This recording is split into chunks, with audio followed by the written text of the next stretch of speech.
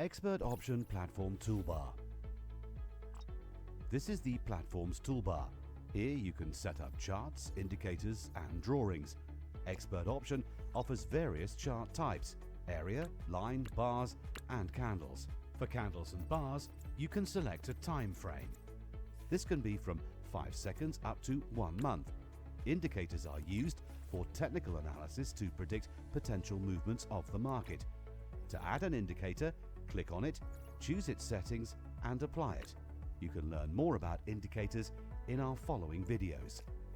Drawings can be used to identify support and resistance lines. To add them, open Drawings Modal. Add horizontal line. Select its color and thickness and click Apply. You can drag the line to adjust its position. If you want to remove a drawing or an indicator, go back to the toolbar. Select Current tab and click the X button. Click Social Trading button to show deals of other Expert Option traders. If a trader places a deal, it will be shown on your graph. Click this button one more time to hide other traders' deals. This button changes the scale of the graph. You can also zoom in and out with mouse or touchpad. To return to expiration time, click Focus button. To display price graphs for 2 different assets, click on Layout button.